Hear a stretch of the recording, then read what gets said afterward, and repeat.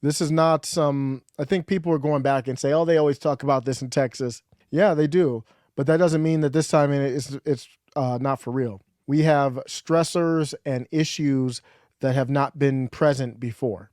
So don't look at the past and say, well, it never happened before. It's not going to happen now. Texas's new GOP, they're saying a lot of things I can't even say confidently on YouTube.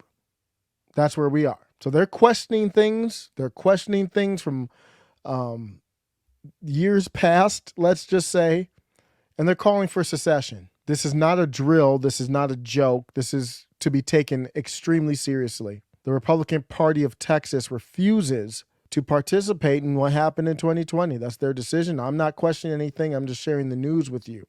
Obviously, I can't question that on YouTube and stay on YouTube. So that it is what it is. That's their position right now. Either we share a country together or we don't. That's where we're at. Matt Rinaldi, state GOP chairman, said we can't compromise with Democrats who have a different and incompatible vision for our future. We need to be a bold and unapologetic conservative party ready to go on offense and win the fight for our country. You can think however you want to think about them. It's really irrelevant. You can't make somebody change their mind. That's just not going to happen. And that's not going to happen here. You know that, and I know that. You know you're not changing anybody else's mind. You might be able to wake people up who aren't paying attention, but you're not changing their mind because they didn't have anything up here really. But people who already have thoughts up here, there's not many people changing minds at this point. They believe that things violated the Constitution, and I'm going to get to it in a second. Well, maybe the first hint was when they filed a lawsuit against swing states. That might have been the first hint that maybe we should address this problem. SCOTUS decided not to, and here we are. So they showed the 2000 Donkeys movie at least 3 times to many people who went to the convention. And if you saw that movie, it is a movie that if you love our country, it can be the way that it's done very well. It can be very emotional. It was an emotional experience. So that movie, it looks like they're using it as an emotional experience to show why we're here. And Mr. Bill Barr, who is, if you want to know what people mean when they say a swamp creature, that is Mr. Former Attorney General Bill Barr. And he tried to laugh this stuff off and try to push it aside. Whether who's right or wrong, not right now, not even going into that. Probably would have to do that on Locals or Rumble. But it doesn't matter. You're trying to push things aside. Obviously, Texas isn't pushing it aside. You can try to push it aside. They're not pushing it aside. So that's where you get into this battle of authority. Like, I'm going to make you not say something. I'm going to ban you if you say something. Just because you ban it off YouTube doesn't mean it doesn't exist anymore. It's still in our country, and you're actually fostering it. It would be so much better, just like with Trump, if you would have just left him on Twitter. If you would have just let people talk about whatever they wanted to talk about, it would be much better. Even if you are a Kabbalist, it would be better. All you did was force people to rise up. You didn't see that coming? Telling grown-ass men and women, you can say this, you can't say that, you can't ask this, you can't say that. When does that ever go well?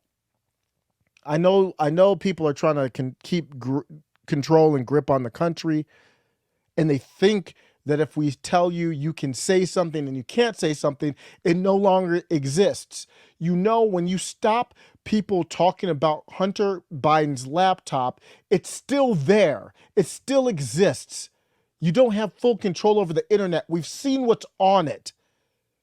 So now we look at it like not only did we see it, that you hid it. And it spreads like wildfire. You're not stopping this. You're just making it worse. Now my question is, why would you even do this? Now it's like evil intent.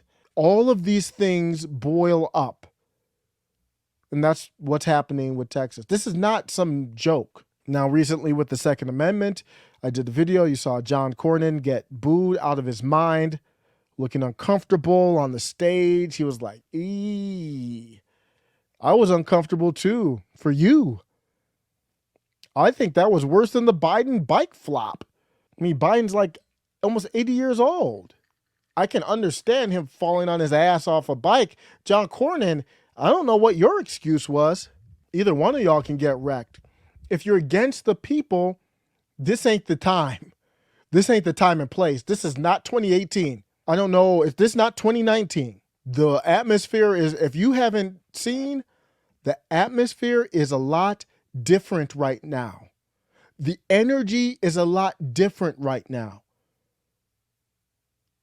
You're not going to tell people to just comply and they're going to be like, yes, master. One thing that these people are not good at, the cabal, they are not good at reading the room. I don't know what John Cornyn thought he was walking into. He doesn't have staffers. That's why you see people say, oh, I got the coof. I can't show up to this event, because their staffers went in, saw the lay of the land, maybe saw some people putting Cornyn lanyards in the trash or saying, hey, I can't wait till this guy comes up on the stage so we can boo him. And then you say, oh, I got the coof. I'm not showing up today. Cornyn should have been pissed at his staffers. These people can't read the room. You shouldn't even need staffers to know that ain't going to fly. That's why they went to you. You're going to retire anyway. They know that it's not going to fly. You're not running for re-election, so it doesn't matter. And you still think you can just show your face in public and not get booed? All these little things matter. You don't think this cultural battle matters? All of these things are in the pot. And the heat's turning up slowly and slowly. And then, my goodness, we've got economic things on top of all of this. Just the fire, and there's just keeping the fire just burning and burning and burning. It's not going out anytime soon. They want to put this on the referendum for the agenda of the 2023 election. Why didn't y'all nominate Lieutenant Colonel Allen West? He was right along the side with all this. You got the wrong governor for this. I know some people like Abbott more than I do. I'm not a big Abbott fan. I mean, there's worse governors out there. Don't get me wrong. You've got Hochul and you've got you got Whitmer. You've got a lot of crazy stuff. But Newsom, of course. But I'm not a huge fan of Abbott. I mean, this sounds like a Lieutenant Allen Colonel type of move here. So they said that they're going to decide for the people of Texas to determine whether or not the state of Texas should reassert its status as an independent nation. So they try to bring it up like, in Texas, secession is a perennial idea. This is an NPR article. So it actually wasn't as biased as I thought it was going to be. But you see some of the bias in here. In Texas, secession is a perennial idea that tends to bloom when a Democrat holds the Oval Office. Man, they were booing a Republican just the other day, like harder than you ever heard them boo Biden. It had nothing to do with Democrats or Republicans. After former President Obama won his first term, for instance, the state's Governor Rick Perry at the time hinted that Texans might reconsider exiting the union. Well, number one, they're not hinting right now. This is on the platform. There's no hint here. This is out in the open. Number two, we didn't have anything like 2020.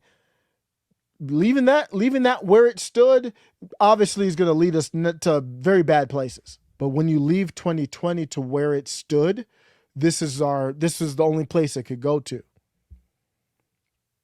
So you look at Canada with the Freedom Convoy, and we had the People's Convoy. Thanks to everybody who risked everything, and I don't even know how they were able to do it, man. To do the People's Convoy that didn't get the press that the Freedom Convoy did, but I have no less appreciation for all of you. But that's what happens. Canada's not going to out America America. It's just going to look different. I think what you're going to see is like, we're not even doing all that. We see what you did to the People's Convoy. We're just going to leave. That's where we're at. When you look at probability, because I'm a probability person, I'm just putting arbitrary stuff on it. I'm just saying, compared to in the past where it was like probably less than 1%, right now we're looking at, we might be a coin flip here. So they said it remains open. This is a good question. How closely do the priorities outlined, and I'm outlining here for you now from Texas, saying that they want to secede, how close does that align with the views of regular Republicans in Texas? I think it might be closer than you think. One side of a potential divide is in the reception given to the state's politicians in Congress. When I looked at the videos of John Cornyn getting booed, that's what they're getting to here. It looked to me like it was probably 50% booing. Just in the clip I saw, I obviously wasn't there. It was loud boos, number one, but it looked like it was about 50% booing and like 10% clapping or less. So I think the people who are in the middle, whether it's, 20 to 40% of them, I think they can go either way. And if they're not clapping for them, they didn't look mad that people were booing. Let's just say that. John Cornyn, booed in the hall, received 76% of the vote in his last primary race. Man, things are moving quickly. That's going to be another theme. Keep up. I'm going to get to Eye Patch McCain later on. Some people were talking about, well, when Pete Davidson was making fun of Dan Crenshaw, it seemed like Republicans were rising up. Do you know when that happened? That was like 2018. Things are moving too quickly. You need to keep up with me. It's not 2018 anymore. At some point, the water gets so hot. This is like what we are experiencing now in 2022, 2018. It might as well be like the Pleistocene age, like when dinosaurs roamed the earth. You can't even compare life, like political ideologies anymore. I know some people were ahead of the game, but it took some people like myself a lot of time to catch up to where we are now. He got 76% of the vote in his last primary. So what? And he got wrecked there. Same thing would happen with DeSantis or Trump. If they don't make pivots when they need to pivot, they will get wrecked too, as far as boos.